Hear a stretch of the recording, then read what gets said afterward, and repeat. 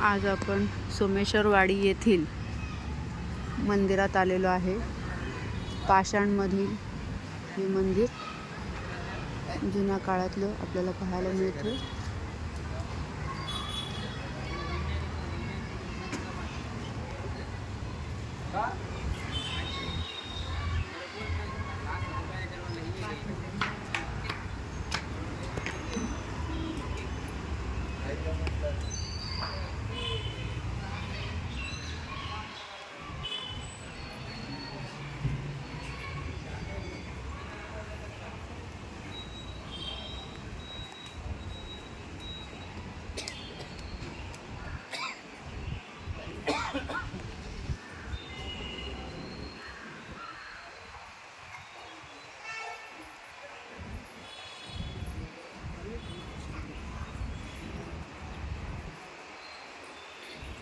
पुरातन काळातील देवस्थान अतिशय सुंदर रीतीने हे डेव्हलप केलेलं आहे।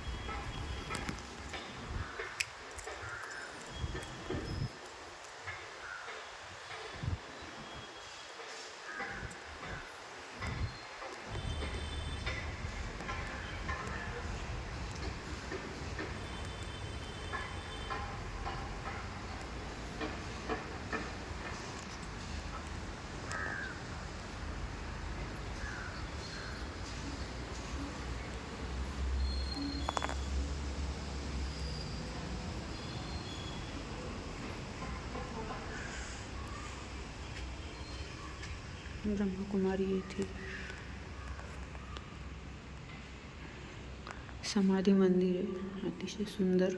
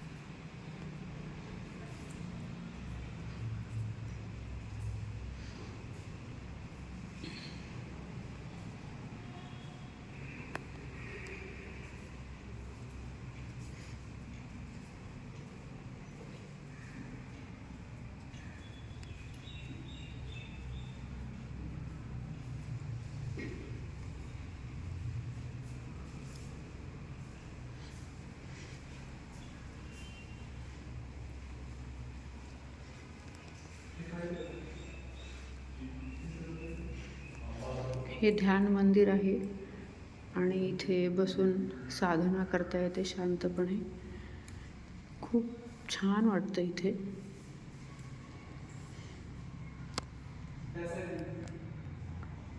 ह्याची रचना ही पहा कशी वेगळ्याच पद्धतीची आहे।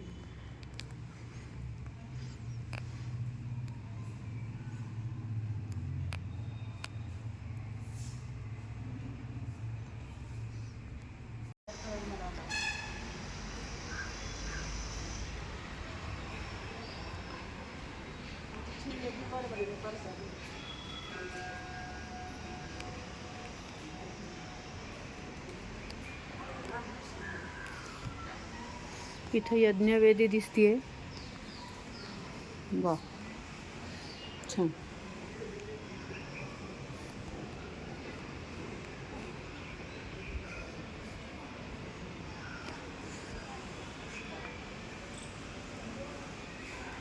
पिंपळाचा वृक्ष बघा किती मोठा आहे. वा वा वा.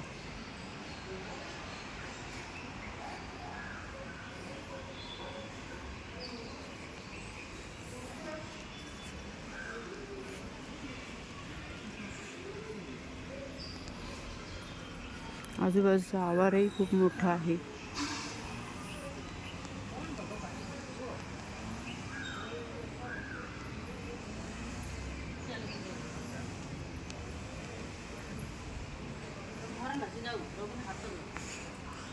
हे महादेवाचं मुख्य मंदिर आहे.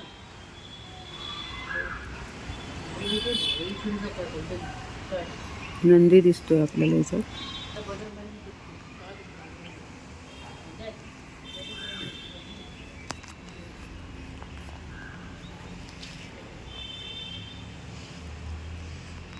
हा इथला बाहेरचा गाभारा किती सुंदर आहे बघा.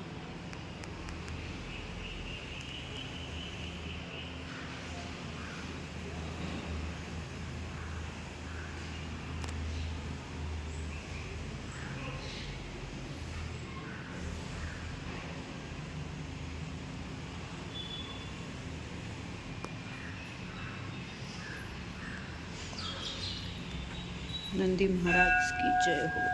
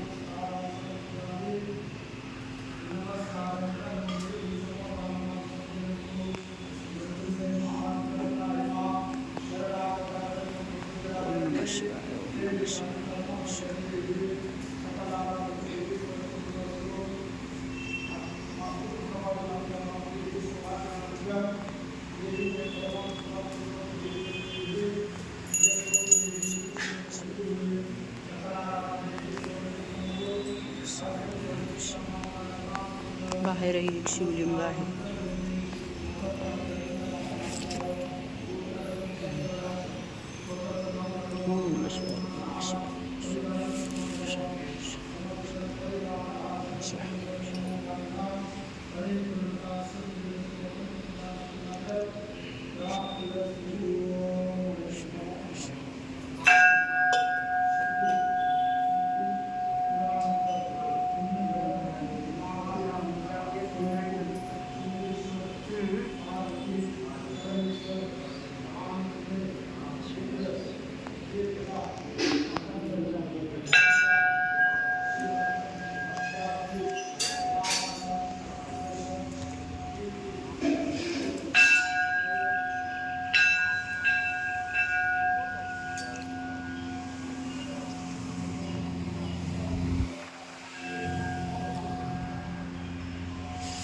इथं खूप मोठा आवार आहे कडेला.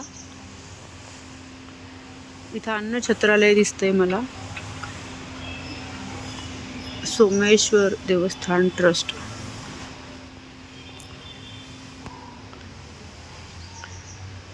आणि इथं सोमेश्वर देवस्थान ट्रस्ट यांच्या वतीने दर सोमवारी अन्नप्रसादाचं म्हणजे फराळाचं वाटप केलं जाते असं लिहिलेलं आहे. त्यासाठी ते अन्नछत्र असेल. मंदिराचा मागचा भाग अतिशय सुंदर वातावरण आहे. आजूबाजूला झाडी. असं वाटत नाही की आपण शहरामध्ये आहोत. इथं पालखी दाखवते मी तुम्हाला.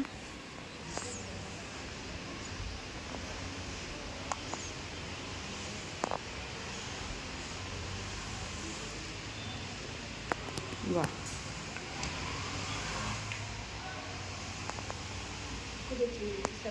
इथे नगारा पण दिसतोय बाजूला.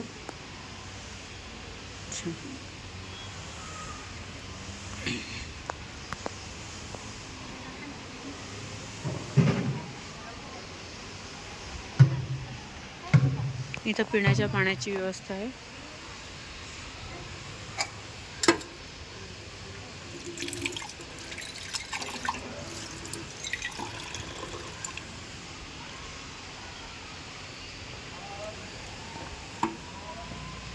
छान, अगदी गार, मस्त थंडगार सुंदर पाणी.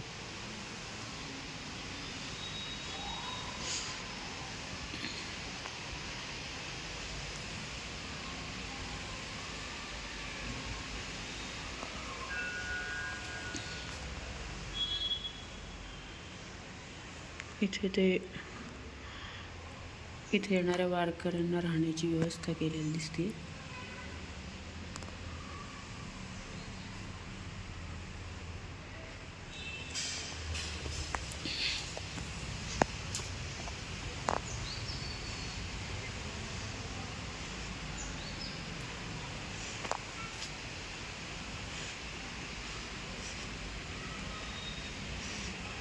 अशा छोट्या छोट्या दिवळ्या शेवटपर्यंत बांधलेल्या आहेत काही काही.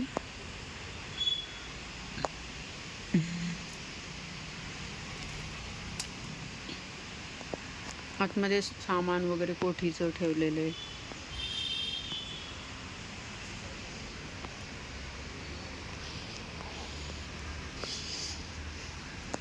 हिरवीगार हिरवळ इथं पसरली आहे आणि सुंदर, डोळ्यांना फार छान वाटतंय. या सोमेश्वराच्या देवळापासून बाजूलाच त्यांनी वरती जाताना एक रस्ता केला आहे आणि तिथून आतमध्ये 12 ज्योतिर्लिंगाच्या प्रतिकृती आपल्याला पाहायला मिळतात. ह्या खूप सुंदर रेखीव त्यांनी तयार केलेल्या आहेत. अगदी सुबक ह्याच्यामध्ये कापलेले आहेत. त्यांचा रेखीव काम आपल्याला पाहायला मिळतं. हे पहा, हे घृष्णेश्वर, वेरूळ, छत्रपती संभाजीनगर, महाराष्ट्र. इथलं हे मंदिर आपल्याला पाहायला मिळतं.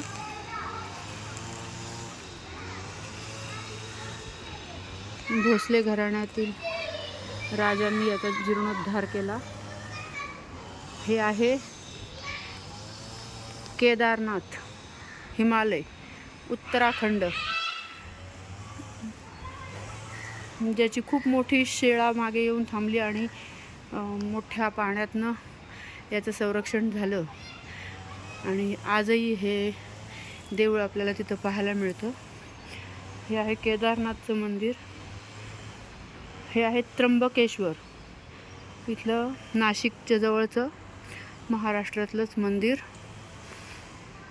पहा किती छान रेखीव काम आहे.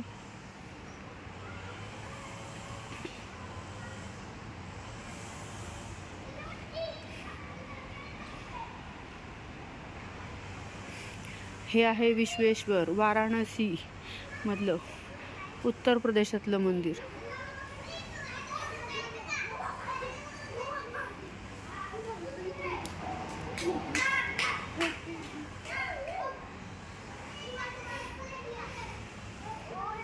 हे आहे नागेश्वर येथील, औंढे येथील हिंगोलीपाशी असणारं महाराष्ट्रातलं मंदिर नागेश्वर. किती सुंदर आहे बघा, बारीक बारीक छोट्या छोट्या खिडक्या वगैरे, अगदी रेखीव.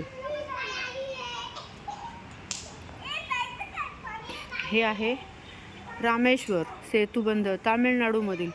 वा, याचं तर नकाशासहित सुंदर चारी बाजूची गोमुख बांधलेली दिसत आहेत. हे पहा, आणि मध्ये अंतर आणि मधला पॅसेज वगैरे, खरंच फार छान आहे. छान महादेवाची मूर्ती आहे आणि त्यांच्या पाठीमागे नंदी आपल्याला पाहायला मिळतोय. हे आहे भीमाशंकर येथील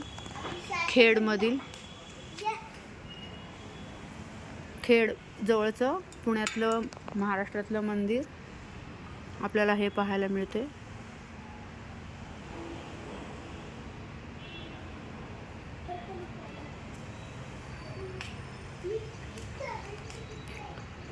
याचा बाहेरचा परिसर पहा, किती आतमध्ये किती मोठाचा मोठा आहे. म्हणजे प्रतिकृतीतच ते इतका मोठा दिसतोय, प्रत्यक्षात तो किती मोठा असेल. यानंतर हे आहे परळी वैजनाथ इथलं बीडमधलं महाराष्ट्रातलं मंदिर. आतमध्ये छोटीशी नंदीची प्रतिकृती सुद्धा आपल्याला पाहायला मिळते.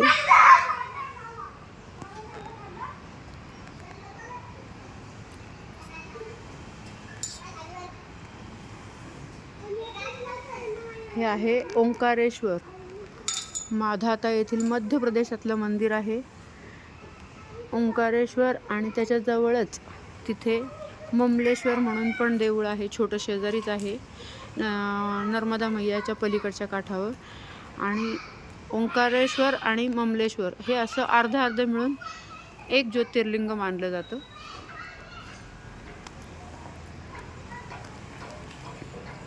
ही ओंकारेश्वराची प्रतिकृती आहे.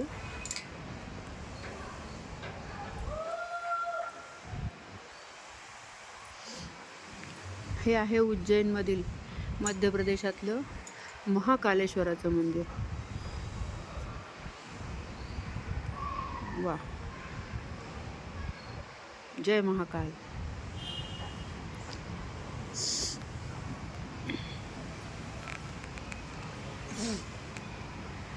हे मल्लिकार्जुन मंदिर आहे आंध्र प्रदेशातलं, श्रीशैल्य कर्नूल येथे असणारं.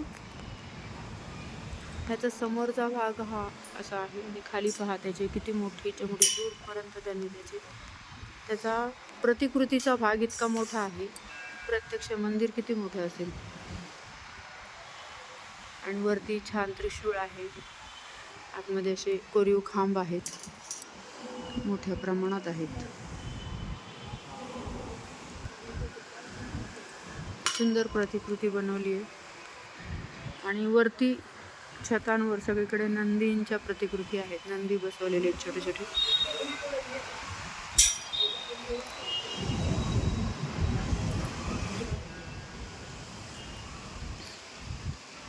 हे आहे सोमनाथाच्या इथलं, गुजरातमधलं सौराष्ट्र प्रभासट्टन इथलं मंदिर आहे. याचेही पहा खांब किती रेखीव छान आणि मोठीच्या मोठे परिसर आहे. आणि एकूण एक छोट्या छोट्या गोष्टींचं बारीकाईने याच्यामध्ये चित्रीकरण केलेलं दिसते. पहा वरती कळसावरची नक्षी बारकाईने त्याच्यामध्ये काढलेली आहे. फारच सुंदर प्रतिकृती तयार केलेलं आहे. इथे एक स्वामी महाराजांचं एक पुतळा आहे जो ध्यानात बसलाय. याच्या सगळ्याच्या मधोमध एक नंदीचा मोठीच्या मोठी मूर्ती तयार केलेली दिसते. अशा पद्धतीने हा परिसर अतिशय मोठाच्या मोठा आहे, खूप सुंदर आहे. आणि सोमनाथाच्या महादेवाच्या देवळाच्या जवळच हा परिसर आहे. पलीकडच्या बाजूला आपण महादेवाचं देऊळ पाहू शकतो.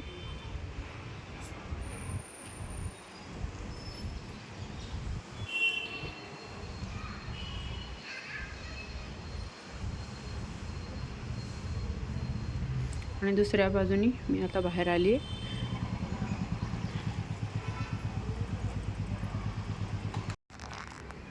हे इथलं प्रवेशद्वार आहे ग्रामसंस्कृतीचं.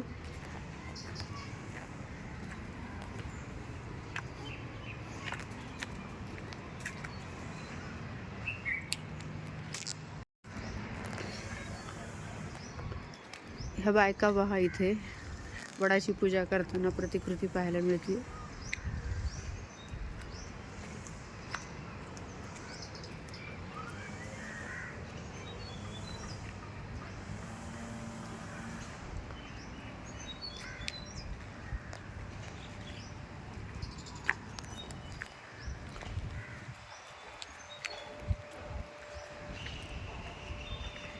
कोल्हापूर प्रमाणे त्यांनी इथं छान ग्राम संस्कृती.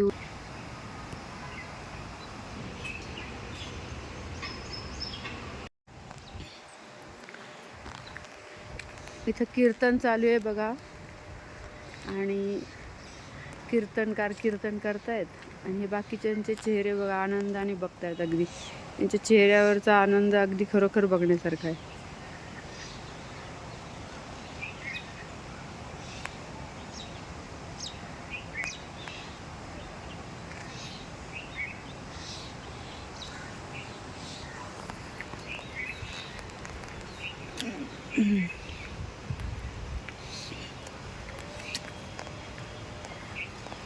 हे बघा, हे कडक लक्ष्मी आणि पोतराज.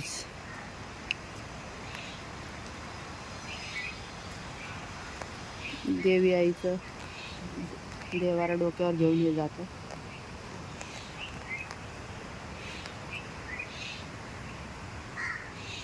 हे मिठाईचं हलवाईचं दुकान आहे.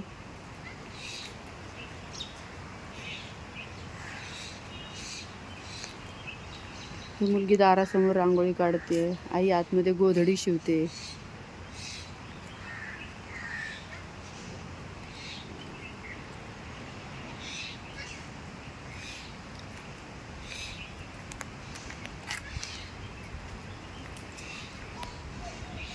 दगडी काम करणारा पाथरवट.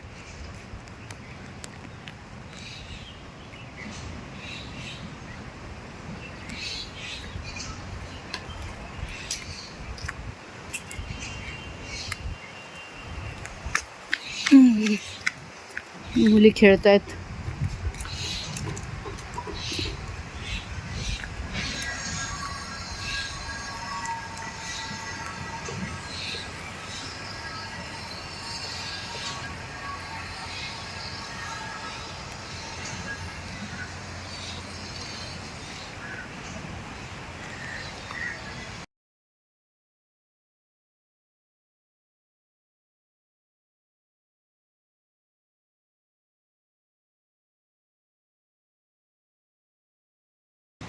लाकड तोड्या, म्हैस वगैरे.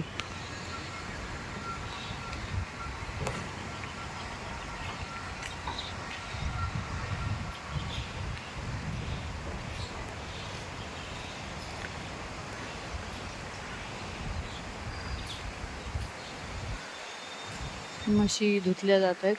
हा मुलगा मस्त बसलाय म्हशीवरती.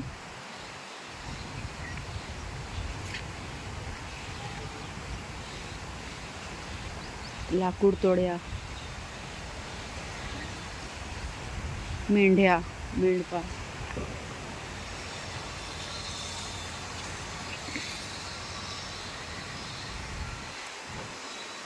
काम करणारे लोक दिसतात सगळे. अशा प्रकारे इथे पुढे काही जंगली प्राणी सुद्धा दिसत आहेत तयार केलेले. इथे गेंडा, वाघ, बिबट्या, सिंह.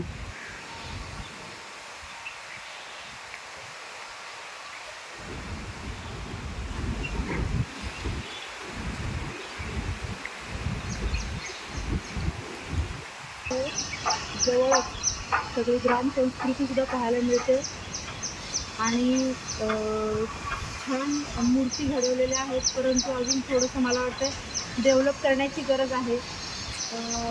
थोडंसं रंग वगैरे जरा त्याचे जुने झाले आहेत, परंतु खूप सुंदर त्यांनी डेव्हलप केलेलं आहे आणि संकल्पना पण खूप छान आहे. पूर्ण कोल्हापूरच्या धर्तीवर, जसं मी मगाशी म्हणाले तसे कोल्हापूरच्या धर्तीवरती आपल्याला हे पाहायला मिळाले. आणि शहरामधनं आपल्याला प्रत्येकाला तिकडे जाणं शक्य नाही आहे. त्या हिशोबाने गावातच आपल्या, आणि ही शहरात असून सुद्धा इतकी छान हिरवगार आणि एक असं वेगळ्या ठिकाणी आल्यासारखी शांतता इथे बघायला मिळते. देवळाच्या आजूबाजूलाच ते 12 ज्योतिर्लिंगाचं पण केलं आहे. त्याच्या शेजारीच हे छोटीशी ग्रामसंस्कृती त्यांनी दाखवलेली आहे. आणि खरोखर निमण यांनी, विनायक निमण आमदार यांच्या त्या खाली संकल्पनेतनं हे देवळाच्या आजूबाजूचा परिसर डेव्हलप झालेला खरोखर खूप चांगलं पाहायला मिळते आपल्याला. आणि तुम्ही पण सर्वांनी नक्कीच याला भेट द्या. धन्यवाद. आणि चॅनलला लाईक करा, सबस्क्राईब करा, बेल आयकॉनला क्लिक करा. धन्यवाद.